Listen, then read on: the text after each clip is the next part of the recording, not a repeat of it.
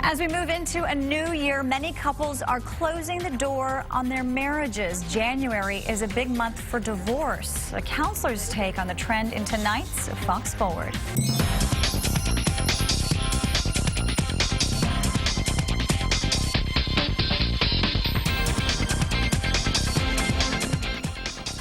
The start of the new year is a hopeful time for many of us. Unfortunately, January is also the number one month for divorce. In tonight's Fox Forward, Dan Godwin looks at the reason for that trend and what to keep in mind if your marriage may have run its course. Surveys generally show that June is the most popular month for weddings. When it comes to divorce, January is when most couples choose to end things. Brenda Roberts has witnessed that second scenario all too often. She's a licensed professional counselor, has been for 10 years, and is the co-author of the book Considering Divorce: Critical Things You Need to Know. Thanks for being here. Thank you.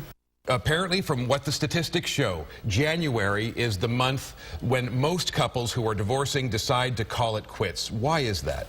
You know, a lot of people say we're going to make it through the holidays. We're going to spend time with the kids, let them have a good holiday, or let this be a good memory for us.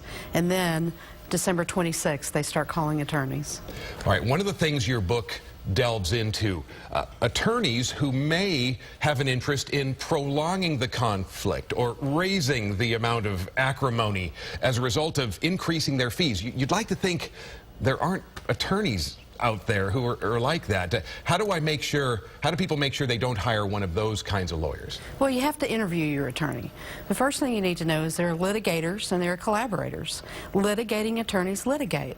They're not doing anything wrong. They're doing what you hired them to do. So during your time that you spend in that first consultation with the attorney, find out what their philosophy is. Find out what are they going to do for you in court and out of court.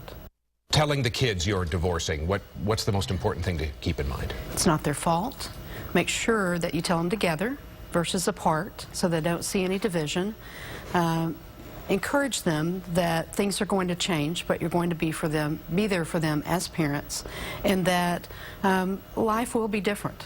And both mom and dad love them still. Oh, that's so important, right? Yeah. All right, one of the stats in your book, people are putting off marriage. Now today, 20% of adults, just 20% of adults ages 18 to 29 are married, compared with 59% of that age group back in 1960 married. Right. So these people were putting off marriage. Might that lead to more stable unions? Well, it gives you a chance to get to know the person more, first of all. You know, in the 50s and 60s and into the 70s, it was what you were supposed to do. You were supposed to marry and have children and live happily ever after. And unfortunately, the children of those marriages saw a huge increase in divorces, and they witnessed that.